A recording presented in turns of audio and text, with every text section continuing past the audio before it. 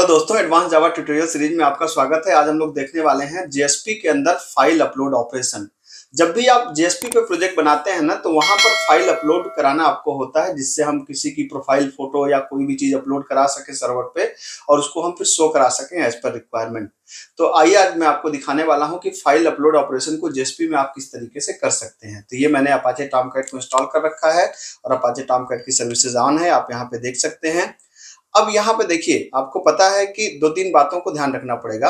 जो file upload operation है ना, उस ऑपरेशन में खास बात है कि वो पढ़ने वाला ऑपरेशन नहीं है, वो करने वाला ऑपरेशन है। क्या मतलब है? मतलब ये है कि इसमें थोड़ा कॉम्प्लिकेटेड कोड होते हैं। अगर आप इसको एक एक करके समझने की कोशिश करेंगे तो परेशान हो जाएंगे। तो जनरली हम लोग इसको यूज करते हैं। डेवलपमेंट में ऐसा कई बार होता है कि आप बहुत सी चीजों को यूज करते हैं बिना उसकी बैकग्राउंड डिटेल को जाने। हाँ, आपको इतना पता होता है कि कहाँ चेंज करने से क्या हो जाएगा। बिल्कुल वैसा ही है फाइल अपलोड ऑपरेशन। क्यों मैं ऐसा कर रहा हूँ, आइए देखते हैं। देखिए, जैसे वेब एप्स के अंदर मैंने एक फोल्डर बना रखा है फाइल अपलोड नाम से। ये मेरा प्रोजेक्ट फोल्डर है। सपोज करिए कि मेरा प्रोजेक्ट फोल्डर है। मैं चाहता हूं कि मेरी जो फाइलें हैं ना, वो अपलोड होकर कहाँ पे जाएं, यूजर अपलोड नाम के फोल्डर के अंदर जाए।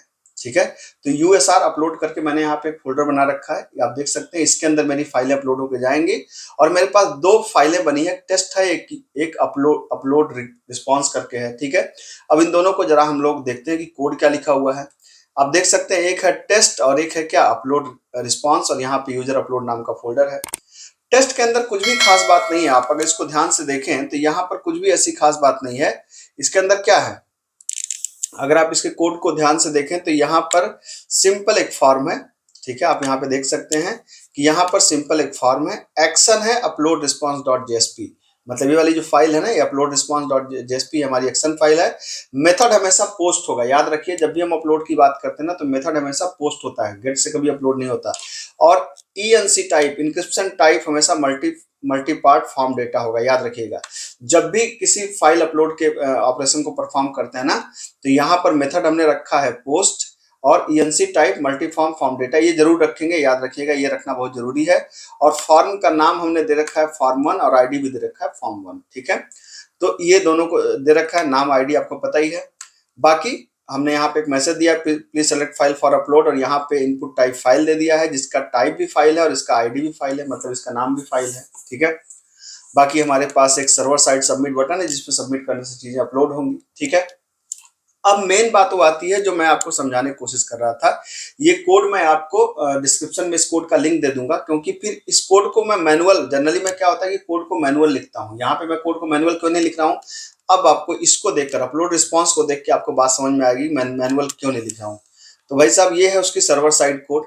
ठीक है, और सर्वर साइड कोड में आप देखेंगे कि ये दुनिया भर का जावा का कोड लिखा हुआ, बड़ा कॉम्प्लिकेटेड सा कोड लिखा हुआ है, और इसको ऐसे मैनुअल लिख पाना काफी टेढ़ा काम है। ठीक है, तो इसमें हम क्या समझे, कैसे समझे, कुछ नहीं समझे, बिल्कुल सिंपल सी बात है। ठीक है, दो तीन बातों को सिंपल आपको याद रखना है। क्या याद रखना है? यहाँ पे हम लोगों ने java.io, क्योंकि फाइल अपलोड ऑपरेशन का मतलब क्या है, आपके सिस्टम से फाइल उठ के सर्वर में जाती है, तो एक इनपुट आउटपुट ऑपरेशन है। इसीलिए हमने java.io पैकेज को यहाँ पे इंपोर्ट कर रखा है। और अगर आपको जरूरत पड़ेगी तो java.sql को आप यहाँ पे इंपोर्ट कर सकते हैं, क्योंकि अभी तो मैं सिर्फ अपलोड करना बता रहा हूँ, लेकिन अगर आप कहेंगे तो मैं बताऊंगा कि अपलोड करके डेटाबेस में कैसे स्टोर करते हैं। देखिए, जनरली जब हम प्रोजेक्ट बनाते हैं ना, तो जो फाइल होती है, फाइल का पाथ जाता है डेटाबेस में और फाइल जाती है सर्वर पे। फाइल को डेटाबेस में बहुत कम होता है कि स्टोर करते हैं। ठीक है, तो अब क्या करते हैं, अब यहाँ पर देखिए कि यहाँ पर कोई आपको कुछ भी जानने समझने की जरूरत नहीं है। इस कोड में क्या करना है, इस कोड में सिर्फ एक जगह चेंज करना है। कहाँ पर? इस जगह पे। इस जगह पे कौन सा नाम होना चाहिए? इस जगह पे नाम होना चाहिए उस फोल्डर का जहां पे आप अपने फाइलों को स्टोर करके रखना चाहते हैं। ठीक है, और ये फोल्डर कहाँ होना चाहिए? आपका जो जेएसपी का फोल्डर है उसी के अंदर ये फोल्डर बना होना चाहिए। तो इस फोल्डर का नाम क्या है? USR upload. ये देखिए, मैंने यूएसआर अपलोड नाम का फोल्डर बना रखा है। बाकी कोई भी कोड आपको बहुत ज्यादा समझने की जरूरत यहाँ पे नहीं है। सिंपल, आपको ये कोड मैं आपको डिस्क्रिप्शन में इसका लिंक दे दूंगा, आप इसको लगा करके अपने प्रोजेक्ट में यूज कर सकते हैं। और अगर इसके रेफरेंस को डेटाबेस में पास करना है तो आप कहेंगे तो मैं उसकी वीडियो भी बना दूंगा। उसके लिए आपको यहाँ पर जाकर के कोड लिखना पड़ेगा डेटाबेस कनेक्शन का, वो भी अगर आप कहेंगे तो मैं आपको समझा दूंगा। अब मैं आपको इसको दिखाता हूँ कि ये कैसे काम कर रहा है। जैसे आप देख सकते हैं कि यहाँ पर जो फोल्डर बना है, अगर आप यहाँ पर देखें तो हमारा फोल्डर का क्या नाम था? फाइल अपलोड नाम है। तो मैं यहाँ पे गया, मैंने यहाँ पे लिखा कि फाइल अपलोड, और फाइल अपलोड के अंदर क्या है? टेस्ट.जेएसपी, ये आपने एंटर मारा। ठीक, तो यहाँ पे please select file for upload पूछ रहा है आपसे, आप कोई भी फाइल अपलोड कर दीजिए। जैसे मान लीजिए मैं अपनी फोटो अपलोड करना चाहता हूँ सर्वर पे, तो डेस्कटॉप पे मैं गया, डेस्कटॉप पर मेरे फोल्डर का नाम, मेरे फाइल का नाम क्या था, मेरी इमेज का नाम डीकेएस था, डीकेएस का एंटर मार रहा हूँ। ये हमारी इमेज है, यहाँ पे मैं गया और मैंने यहाँ पे क्या कर दिया, सबमिट।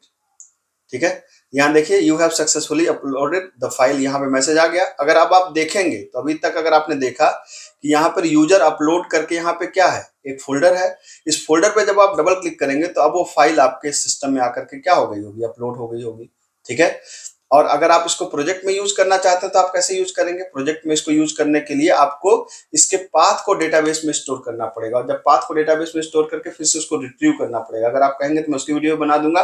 कंटेंट पसंद आए तो चैनल को सब्सक्राइब जरूर करिए, और हाँ, इस कोड का लिंक डिस्क्रिप्शन में मिल जाएगा, डाउनलोड करिए, अपने प्रोजेक्ट में इस्तेमाल करिए, मौज करिए, ज्यादा सोचने की जरूरत नहीं है। Thank you so much.